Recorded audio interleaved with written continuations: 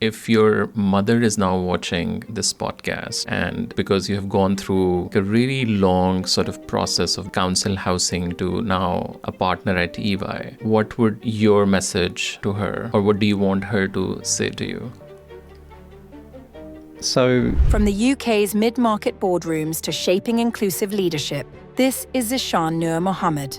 I've talked to a lot of British Pakistanis. There's a lot of stories of racism. But when you were growing up, what are like some of the challenges? It was pretty tough. I mean, being called a Paki was very common. You felt it every day. You would have things thrown at your house. I remember a lot of the difficult times. But also, I have friends who I met there who I'm friends with up to today. So you're talking about 30, 40-year friendship. Those friendships you don't come across. Was there a plan always that you want to go into these sort of organizations? I wanted it. I used to, you drive on London Bridge, and PwC, one of the other big four, had a building that just sort of used to call me. It was on the corner of the bridge, really nice looking place, and I always thought, I want to work in a place like that. What was like some of the hardest sort of moments while working in EY? There were many of them, but the hardest one was the amount of times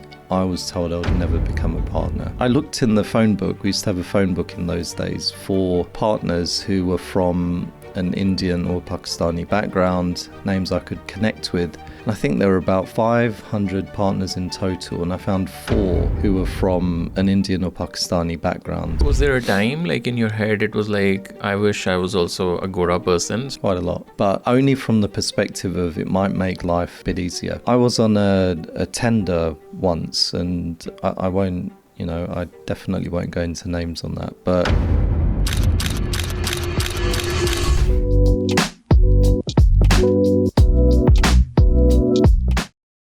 A special thanks to One Homes for supporting this episode.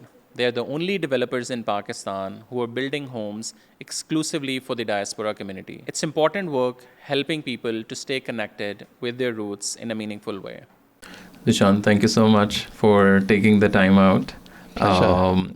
You have a very interesting and fascinating journey, I must say. And so I thought I'll invite you and we'll try to go more deeper into your life and how you become a partner at EY, which is one of the top consulting firms in the world. So thank you for coming. Thank you for having me. It's a privilege. So talk to me, maybe we'll start a bit from your background. Where are you from? People might think you are a British Pakistani, but you're not. You are a Bengali British, if I'm right. Not quite. Okay. No, so my family originate from Kutch in India, and in the 1930s, my grandparents migrated to Kenya in East Africa, and that's when it was all under the British rule. And then in the 1970s, my parents came over to the UK. So actually, the family background is more towards India. Okay. There's quite a big East African community here in the UK, actually. There's quite a lot of us. Okay. And what was the reason of them moving to UK? Well, it was for more prospects in terms of career, in terms of there's a bit of mobility under the British Empire as well. So it was, what does life look like in the West? Can you build a different and better future? And both of your parents moved here after the marriage, or they separately moved to UK and then got married here? They got married in Kenya. Okay. And then they moved here. So, I mean, also if I think of the wider family, a lot of them did the same. They got married, they moved to Canada, they moved to the UK, they moved to the US. Everyone spread out. And this is 1960s roughly? 70s. Yeah. And so then you born here. I was born here. So what was your sort of initial few years? Because I've talked to a lot of British Pakistanis. Yeah. And there's a lot of stories of racism. There's a lot of Islamophobia was not really, I think, much at that time. But when you were growing up, what are some of the challenges and generally some of the memories you have? And which part of UK you were sort of growing up? So I grew up in a place called Edmonton, and that's in North London. I don't know if you recall Boris Johnson. Yeah. So at one point in time, he was mayor of London, Mm-hmm. and he was describing a town as a shank town. And that town was basically where I was living. Shank is where it's to do with knife violence and crime. And it was pretty tough. I mean, being called a Paki was very common. You felt it every day. You would have things thrown at your house.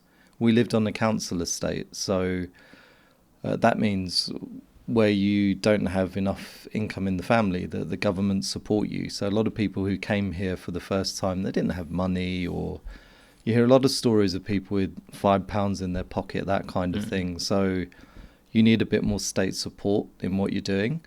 And that's the kind of background, we had. So we lived on a council estate, and racism was part of everyday life. And it was like more of a very British, like an English sort of town? Yes. Or is it like still a bit multicultural? Now it's changed a lot. Now it's a lot more. I mean, I don't go back there that much, but I still have some friends who live there. They say it's a lot more Turkish now. There's a lot more black immigrants who are there. So when I was growing up, it was more white, but not what I'd call posh. It was it was a tough place, basically. And what are your sort of early memories of that place when you were growing up, and how long you guys lived there? I lived there. We lived there until I was about, I think, 16, 17. Okay. So I remember a lot of the difficult times, but also I have friends who I met there who I'm friends with up to today. So you're talking about 30, 40-year friendships, right? Those friendships you don't come across. And which background they're from? Indian,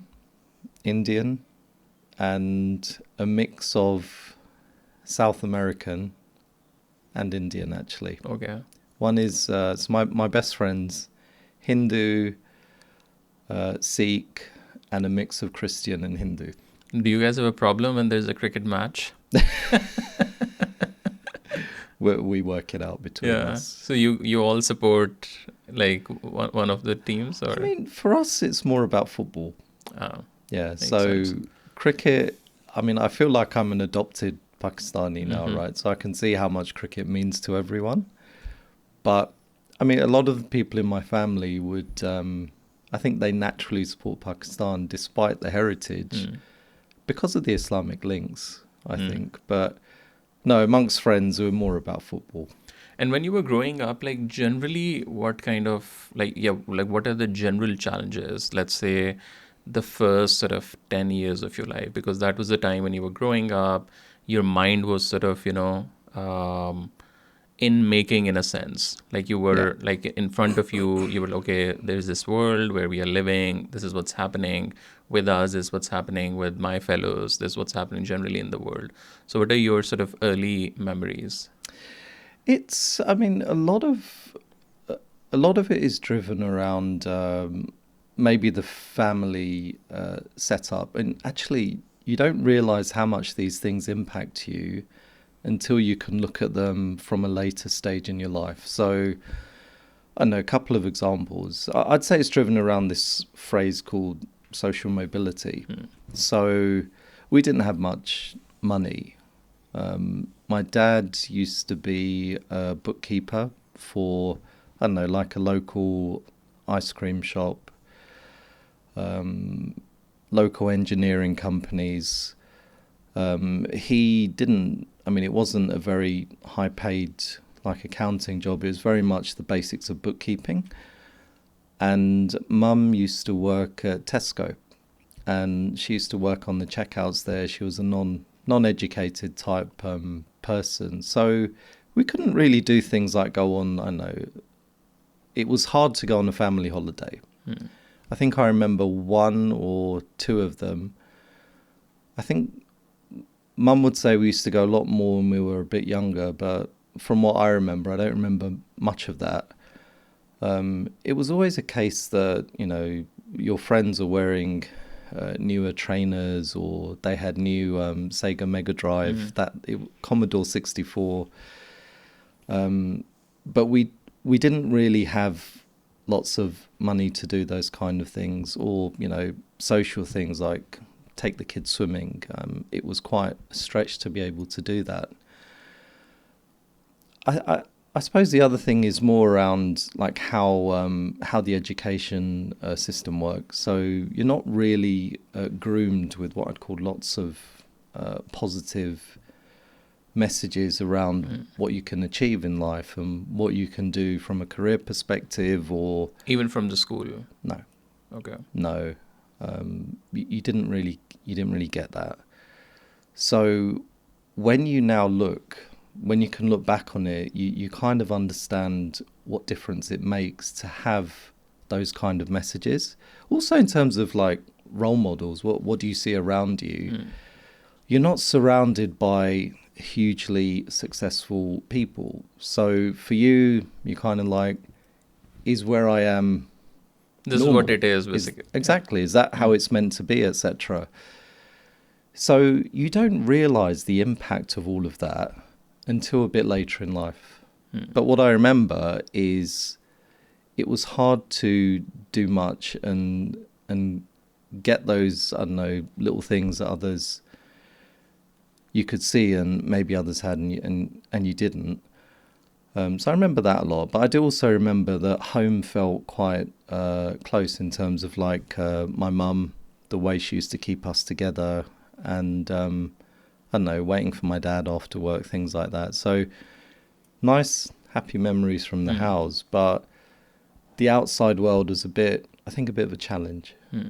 Also, like growing up in a council house and like especially in that suburb, what did at that time you learned about the world, or what was your sort of thinking process? Okay, this is the world, this is how the world operates. Like, you know, we don't have a lot of money.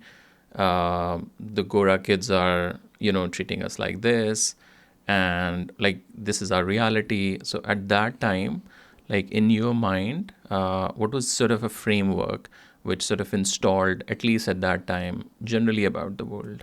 It was more, you didn't really think beyond just surviving and getting through. So I can't say there was this big, I'm going to do this in the world, or this is what I'm seeing, so I'm going to try and do that and become a big, I don't know, pop star, whatever it is, right?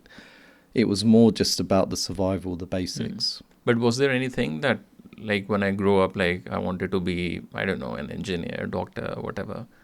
Well, I was always good with numbers. So I naturally just thought that, okay, maybe I could be an accountant. But what I realized later is you don't need to be good with numbers to do the type of job I do. Maybe some forms of accountancy, but I don't think numbers is a huge thing in what I do. But at that time, I thought I'm good at numbers, so accounting makes sense.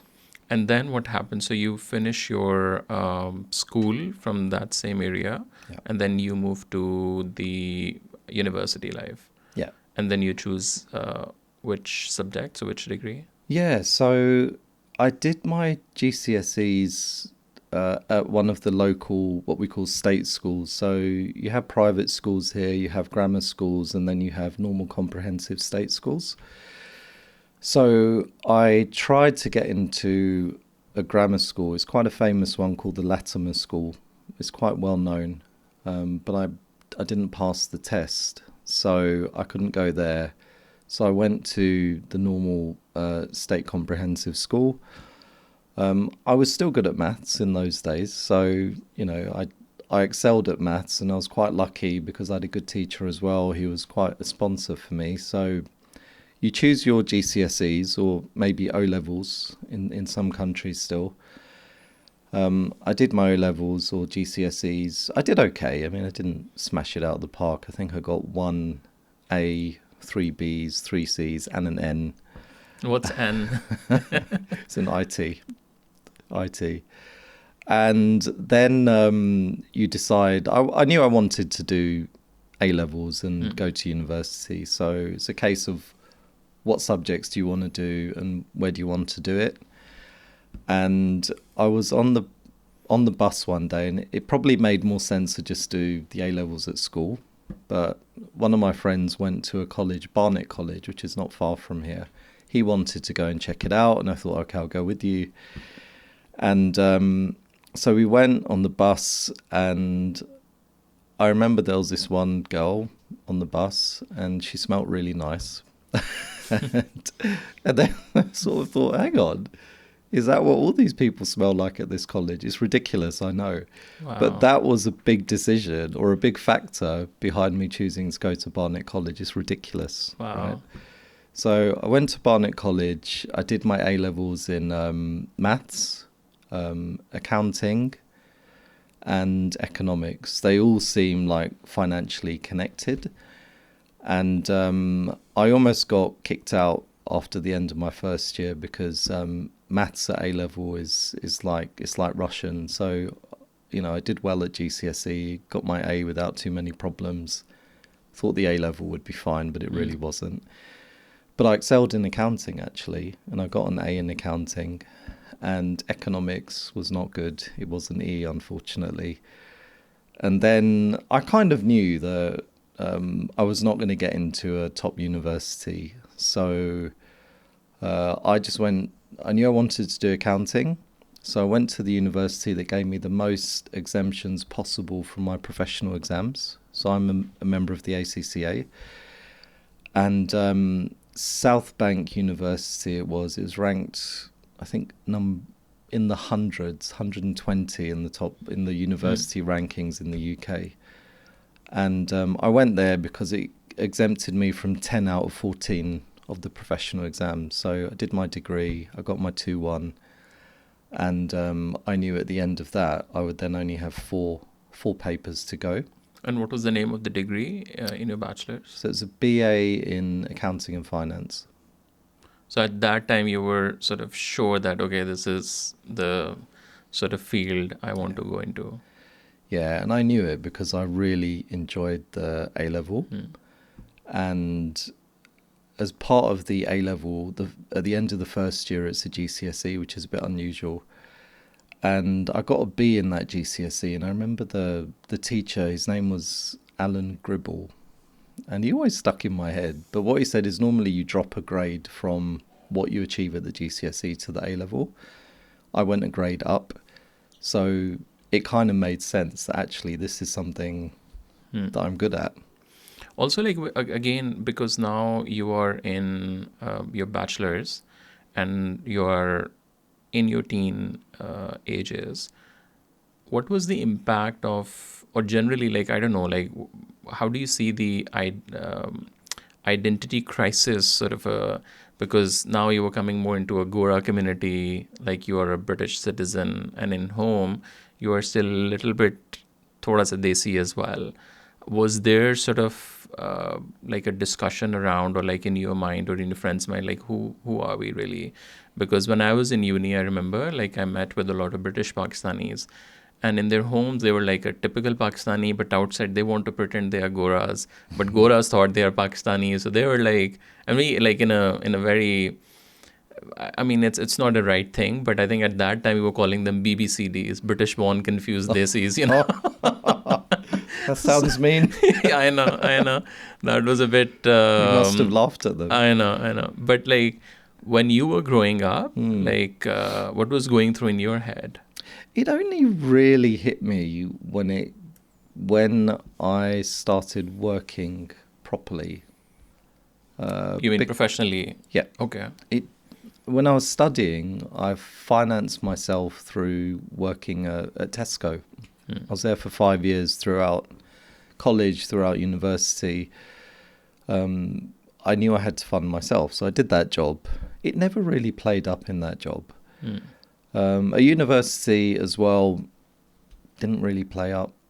A lot, I would say half the people that I was working with, or at university with, Actually, more than half, probably 2/3 were from a similar background to me. So there was a big Indian, Pakistani type community. We really didn't care if you were Indian, Pakistani, Bengali, Sri Lankan. Didn't really care. If you were brown, it felt like there was a natural affinity. So through those years, didn't really factor in. Yeah. But then why did it sort of appear to you or came to you when you started working? What was that like sort of a moment? Yeah, it's interesting because my first job was at a 2-partner firm of chartered accountants. After you finish your bachelor's? Correct. I applied to all of the big four. And straight after your bachelor's? Yeah. Well, you do it in your last year. They all rejected me, and I can kind of get why. I mean, at that time, it was more about, a lot of it was about the university you're coming from, right? So you would see more of the Oxbridge or the Russell group going into the big four. That clearly wasn't where I was. So I tried, but it didn't happen.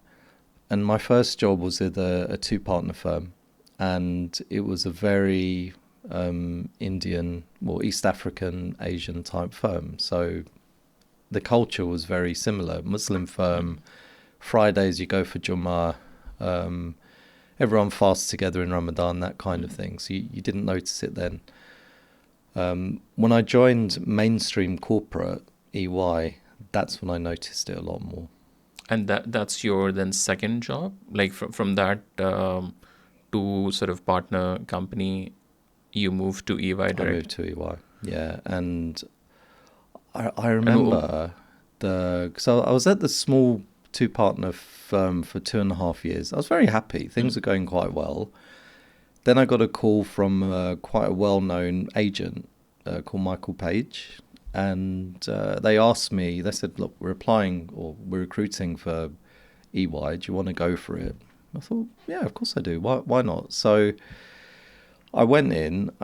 You had this like psychometric test, which I failed my first attempt. And I sort of begged and pleaded for another chance, which they gave me. And the second time I passed. But what it meant is the first time was for a slightly more senior grade. The second time was starting like right at the bottom.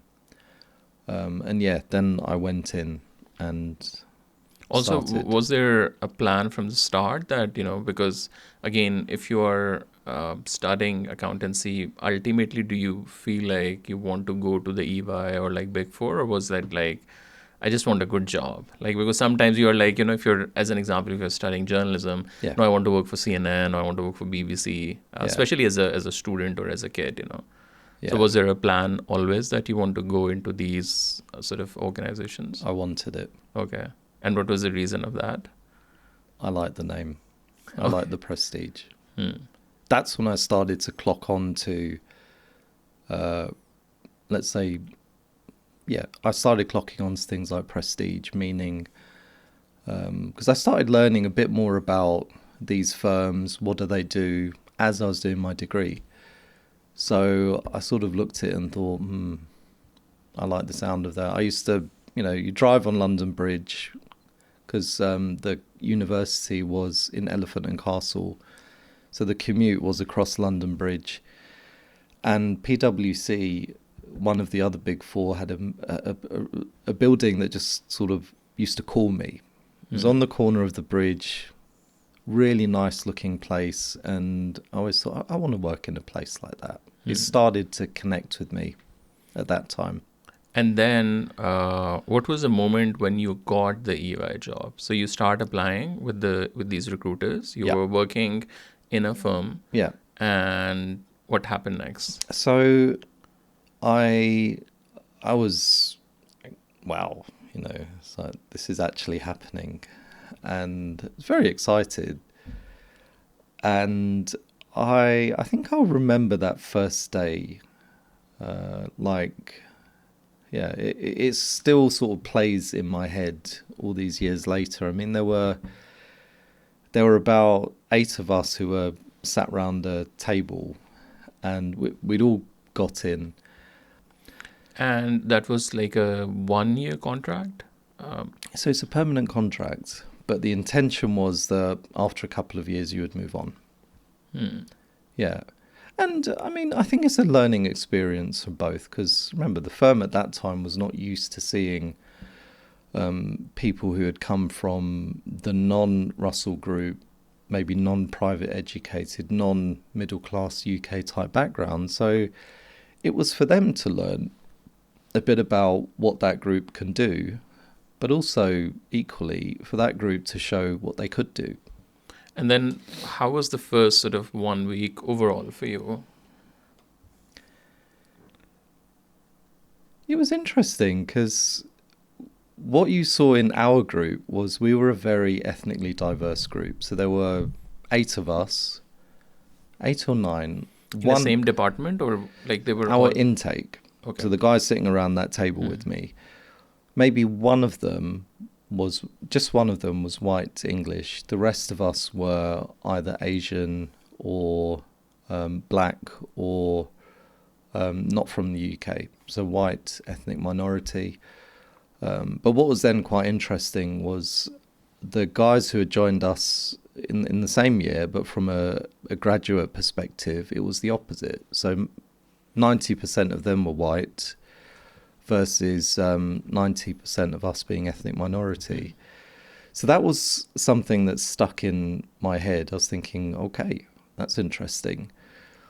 What I also tried to do was say, how many partners are there in this business? So a partner is like the peak or the pinnacle for someone who goes into professional services. You become an equity owner in the firm, and it's the absolute milestone. So I looked in the phone book. We used to have a phone book in those days for partners who were from an Indian or Pakistani background, names I could connect with. And I think there were about 500 partners in total, and I found 4 who were from an Indian or Pakistani background. So I remember their names. Wow. I remember their names. And that actually said to me that, okay, maybe I can be accepted here.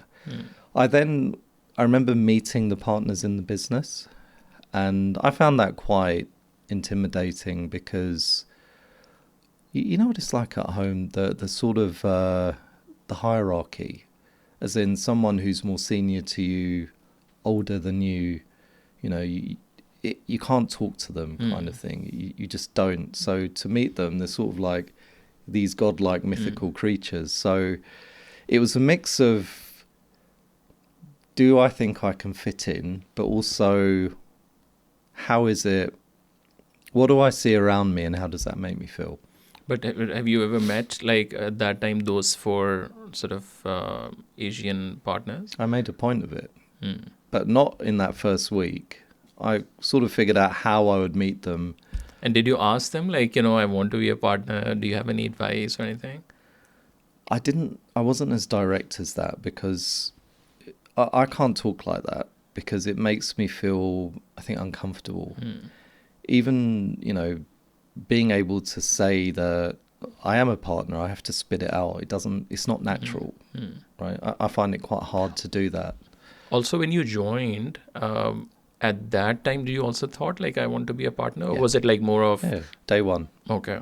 Day one. When I was told I wouldn't... Then it's more that, I will show you. I will. Yeah. I knew it from day one that I was going to fight for this. And from 500, it was only, you said, 4 to 5 Pakistani Indian, or like, this... Yeah. There may have been more, but that's all that my eyes could find after scanning all the names. And then what was and then how many years did you work in that sort of department before you move to some other department? So if you think about let me explain to you the hierarchy. So you have an audit junior, that's where you start. and you then have an audit senior. So the audit junior does what the senior says, right? You're very early in your learning. So at that time, we used to have manual files. You might photocopy things. Sometimes you would make tea for others. Very basic. The senior, so then you have audit senior. The audit senior runs an audit on the instructions of the manager. You have managers who manage your general day-to-day job. Then you have a senior manager who will manage a more complex audit. The manager or senior manager typically reports into the partner. You then have what were called executive directors or maybe non-equity partners. So they would sign off on lower risk audits. And then you have equity partners who sign off on the higher risk audit. So I started very basic audit junior. I went up to senior after my first year. I then I was going to get promoted to assistant manager, which is a step between senior and manager. But then I got tempted by the outside world. A lot of people were leaving for banking, some quite glamorous banks, UBS, Goldman's, JP Morgan. So I decided I wanted to try this, this glamorous world of banking. You hear a lot about it. I did try it, and I spent 6 months at Lloyds Bank and 6 months... So you left your job? I left my job. Okay. Then I spent 6 months at UBS Investment Bank, and I just wasn't enjoying it. So... So you were away for 1 year? 1 year.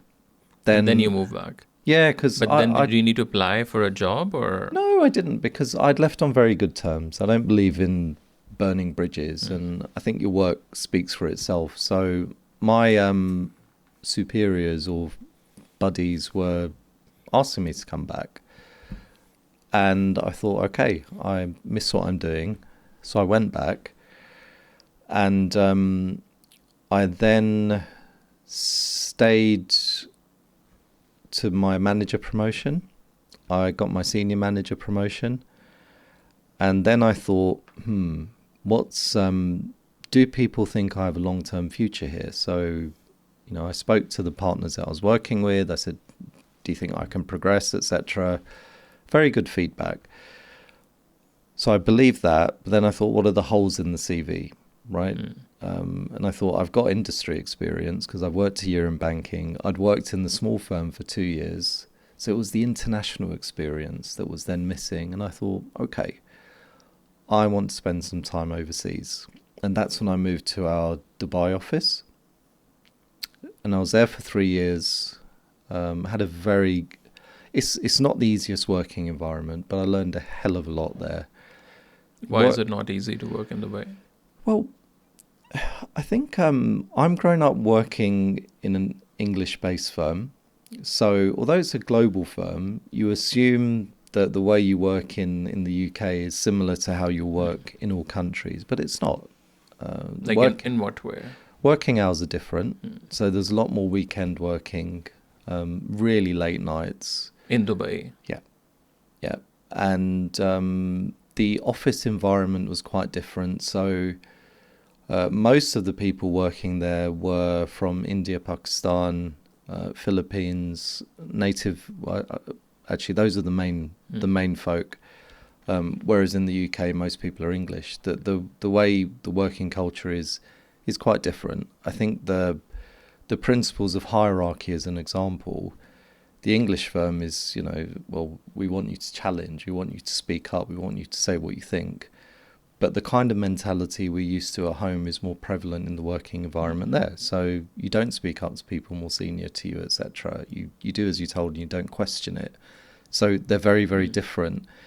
So it was a rapidly growing office, and the opportunity was, how do you take the learnings from a very busy and established office like London and help an office like Dubai, maybe evolve or go into a fast growth phase. So there's a lot of learning to do. So it's 3 years there, and then I came back to London, and that was about 2011, and I've been here ever since. And then what was the moment that you sort of applied for being a partner? Yeah, like they offered you. Like how does that work? You need sponsorship. as a start point. So the people you're dealing with in your business, you need to make your interest known to them that, hey, you know, this is something I want to do. And they will then tell you whether it's visible or not, or yeah, exactly, whether they think you're the right type of person, because not everyone is.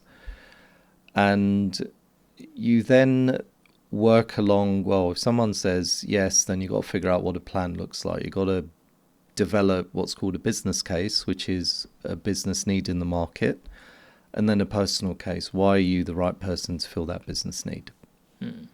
And what was like some of the hardest sort of moments while working in EY? And what kind of like, sort of hard moments was that? There were many of them. But the hardest one was the amount of times I was told I would never become a partner. By who? By your seniors? Yeah. It's like on your face or like... yeah. Absolutely. On your face. Because I think something I'm quite respectful of is transparency. So it's not right to code a message that's as important as that. I think you've got to be quite direct. But yeah, that message came a few times. That was really tough. And what was your sort of then reaction to that? It's the same as my day one. Same as my day one. You said I can't do it. I'm going to prove I can do it. And I knew I could do it. But it was tough. And where did it come about? I think it's a style thing, and I think it's a culture thing, right? Because if you think about it, so if you go back to the hierarchy piece, someone more senior than you comes into the room, it's very hard for you to speak, and you would typically just accept what you're told by that more senior person, because culturally that's what you do, right? That then plays out in the workplace as well. If a manager or a partner is saying something to you and they're more senior to you, you kind of, okay. That's the natural side. That's what naturally kicks in. That's what you're programmed with. Then I think when you're dealing with people who you perceive to be more senior to you, when you talk, like if I'm talking to my uncle, one of my mum's brothers, or my grandfather, whatever it is, I would be very understated in the way I speak. If you looked at the personality type of most of the partners in those days, very flamboyant, very eccentric, very extroverted. So the personality match was also not there. And when you're operating on the, I suppose, the realms of, well, this is what a good partner looks like, and you see someone who is very different, the baseline assumption is that, okay, that person is too different, right? And that's what I think was actually going on. So when I would express the interest, the thing is, well, we're not used to someone like you, so you can't really see that someone who is different has that level of potential within them. So then you go back to, I think I went back to the basics. Do my job well, and the quality of the work will then shine through. And that will then mean that you can show someone that although you might come across as different, it doesn't mean you're not competent or not capable. But also, was there a time like in your head it was like, I wish I was also a Gora person, so it would have been like so easy for me to get that? Quite a lot. But only from the perspective of it might make life a bit easier. I think probably, so you're talking about tough ones, that there are a couple more, and one of them I think really helps bring this to life. So I was on a tender once, and I won't, I definitely won't go into names on that, but it was one of those where you had two sets of management who you were meeting. One of them was a minority, so I won't say the exact country, but if you imagine one set of management is Indian Pakistani, the chemistry was brilliant. We got on really well. You get a sense of when things are working, right? And it was just working. Everything worked. The second tier, and there were equivalents, but you had two different boards just because of the way the company was set up, was absolutely not that. And I remember we walked into one meeting with the non-Pakistani type management, white management, and you just instinctively felt something isn't right. And I'm not stereotyping, this is not everyone, but it's also, I think, hard for some people to understand, but something just didn't feel right. So we walked out of that meeting, the partner and I, and we just like, something didn't feel right. And we didn't go any further in that tender. And 2 years later, I got the feedback. The partner sat me down and said, look, you're a big boy now. Let me tell you what really happened. And after 2 years? After 2 years. It hurt us so much. We didn't speak for nearly a year, the partner and I, because it meant a lot to us. We really wanted to win that work and we thought we'd win it. And he said to me that he stayed very good friends with someone very senior there. And the feedback came back to him that the reason you didn't progress is because someone on this side said they do not want a Muslim partner on their watch. And that's real. It's real. And it's hard for people to understand. But, you know, when you talk about that concept of you've got to work twice as hard to make something happen, that's actually a real example of it. I think if I look at the tenders that I'd won, and that's an important part of your let's say your story to get to prove that you've got what it takes. 80% of the CFOs that I dealt with and was successful with were ethnic minorities. That's not a coincidence, right? Wow. But you talk about hard moments. That realization is one of them. I think the third hard moment that really springs to mind is when I got into the partner process and I didn't pass the first time round. And I took that really hard. Was there like a test or like what was the process? Well, I sort of look at it as 5 different stages. It takes about 9 months to go from start to finish. So you could be turned away at any point. I got right to the end. And I mean right to the end. And how that worked is there were different parts to it. So it's like a 2-day assessment. Day 1 is you're presenting on what's called your business case. So why is there a need in the market? And then your personal case, which is why are you the right person to fill that need? And you're presenting to a panel of 3 partners who you don't know, who've never met you. And day 2. And was there any like a Desi partner in those 3 or? No, but there was a woman. So the firm had moved on, right? Diversity matters a lot to our firm, our partnership. So the idea is that the panel should be as diverse as possible. And if you can't always achieve that with race, you at least try and achieve it with gender, which is the right thing to do. So the feedback from that day 1 in particular was that I was just not getting my messages across clear enough. So if you think about it, there's, I know, a list of 12 competencies you need to meet. It's just like any other interview. You need to give the panelists, let's say, what they call compelling examples that give them comfort that you actually know what you're doing, you've got enough experience, because it's a huge responsibility taking the legacy of a firm like EY forward.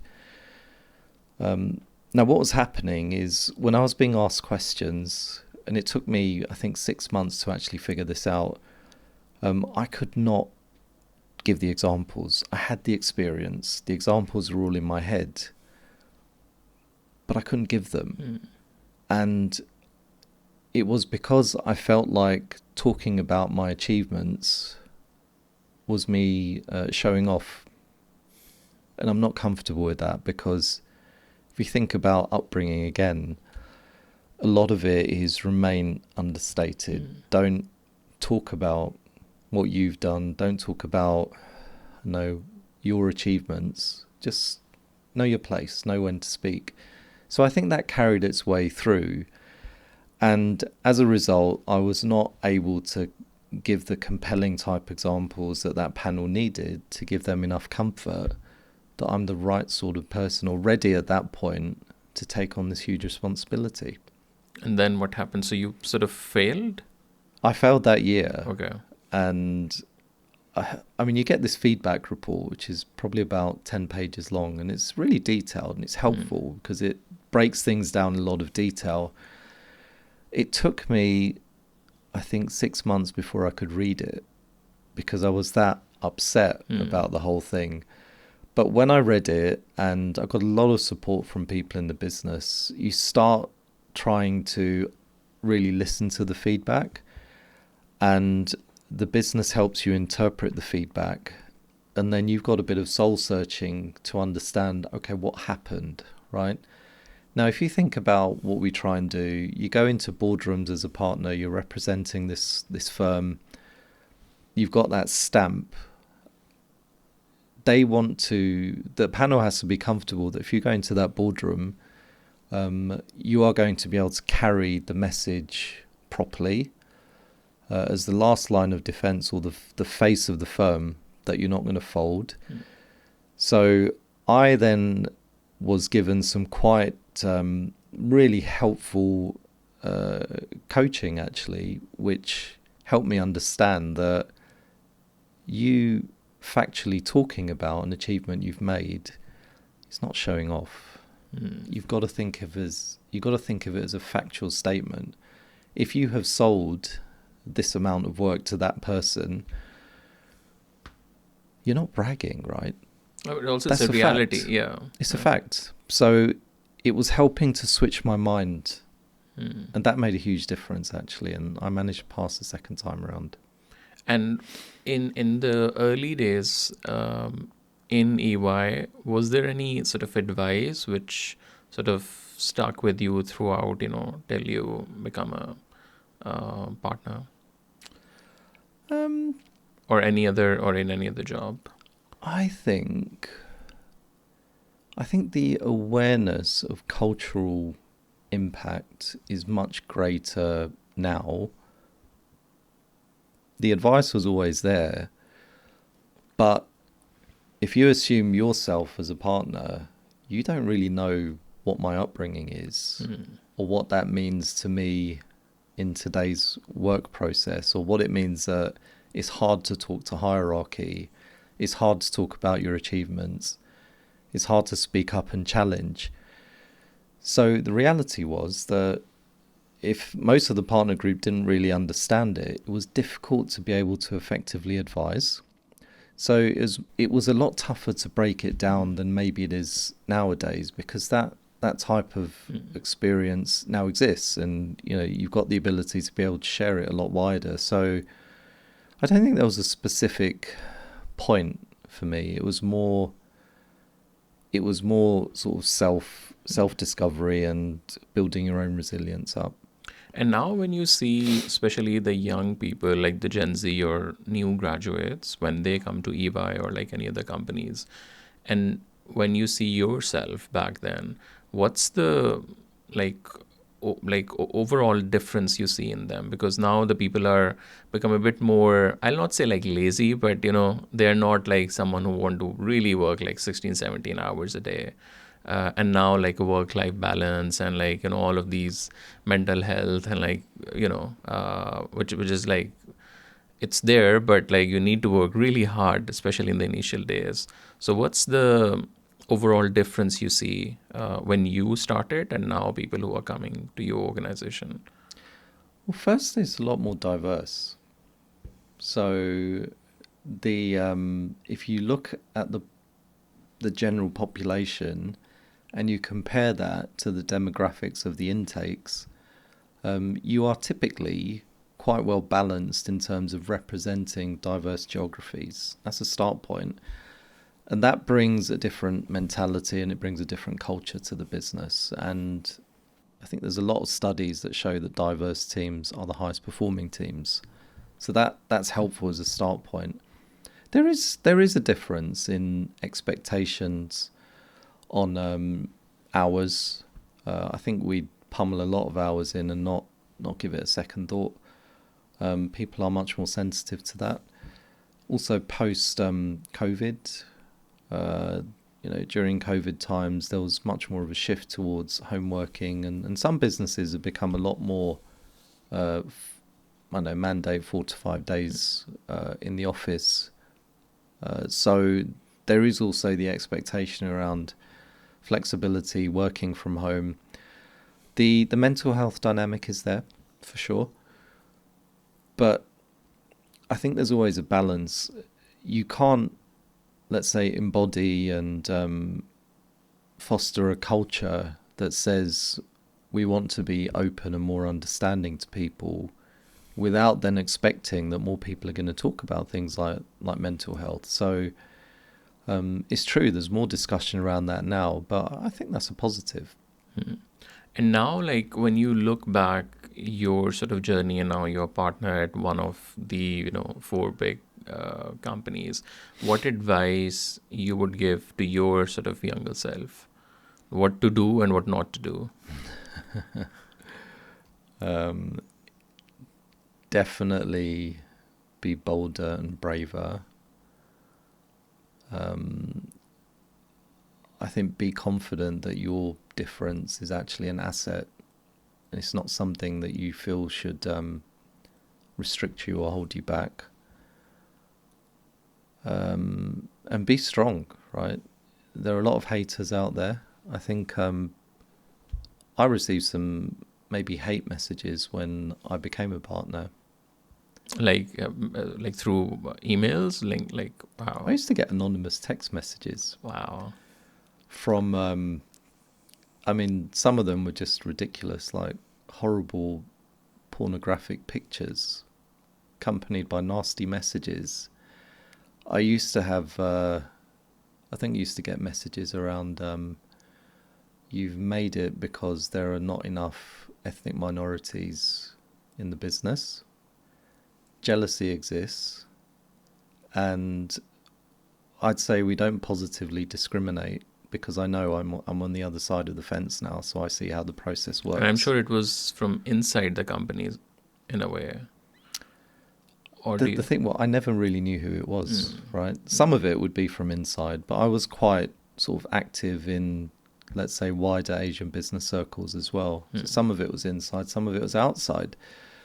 But the messages around you got there because of your Muslim identity and you use that identity, you get plenty of those. And I think that the key thing is you are going to have people out there who maybe don't like the fact that someone different is doing something good. And I think some of that is you got to be strong enough to know that you deserve to get to where you get to. It's hard work. So just believe in yourself is the key one. I knew I had the goal and the ambition, but it took me longer to believe in myself than maybe it should have. And as a result, it took me longer to put myself forward for opportunities. So, if you believe you're ready and you're strong enough, you should be pushing yourself forward and don't let haters hold you back. And what other qualities you feel like in a young person they need to develop outside of their, the universities and the curriculum? Because now, after the chat GPTs, there's so much out there. Yeah. But then there's still a lot of qualities which you cannot go to chat GPT and develop. Yeah. And if you want to go really, really big, whether you want to start your own business or you want to be a partner or anywhere, what qualities do you think a young person need? Communication skills. They matter hugely. I think you can be the most technically competent accountant in the world or auditor in the world. I'm an auditor. But what makes a difference is actually how you connect with people. So I think the ability to be able to develop relationships that matter, to be able to talk to people and very quickly develop rapport with them and take that into a much deeper relationship, it really makes a difference. So just remembering the fact that humans are built actually to integrate with each other beyond a screen, beyond a text message, etc. So don't underestimate the importance of your social skills. That's huge. And if you have to leave your job today and the world of accountancy is not an option, which sort of industry do you want to go into, or what do you want to do? I'd love to be an airline pilot. Okay. Yeah, commercial airline. But why haven't you tried that before, like when you were sort of growing up? Well, or is this something like recently sort of developed? I've always loved jumbo jets, right? Okay. I can tell you what plane it is. It probably drives people nuts when I keep talking. It's an A350, right? Okay. It's a Dreamliner. It's an A380. Do you know how big that is, right? But I've always had that fascination with them. There was only one time when I got an opportunity when British Airways were recruiting for people who had a bit more experience. They wanted them to become pilots, etc. But I couldn't afford to do it at that time. I got married when I was young. I had kids when I was young. So I couldn't afford to take the break from work because that's the only income I had. So I'd love to have that opportunity.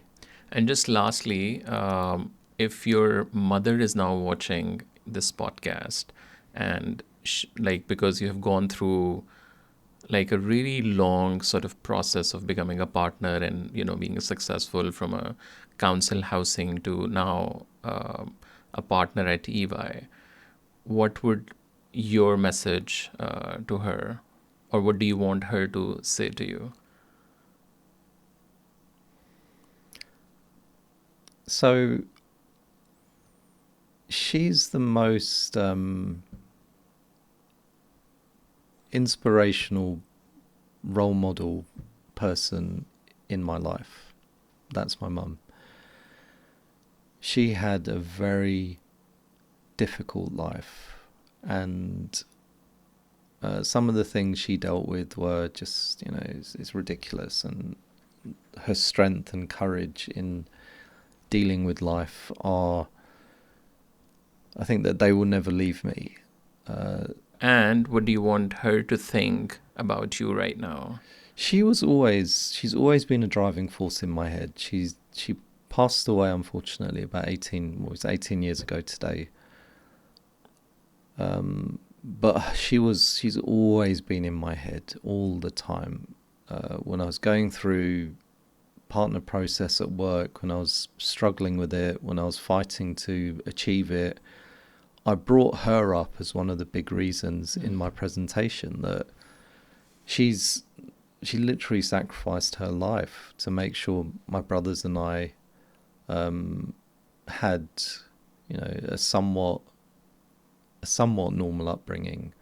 So a lot of this is about repaying what she's done. That's a big part of it. So I wish I had the opportunity to take her out for nice dinners, take her on holiday, take her to come and stay in my house, look after her, care for her. So I would want her to know that I really miss the opportunity to be able to do those things for her. But she's a big reason for me, I think, achieving what I have at work.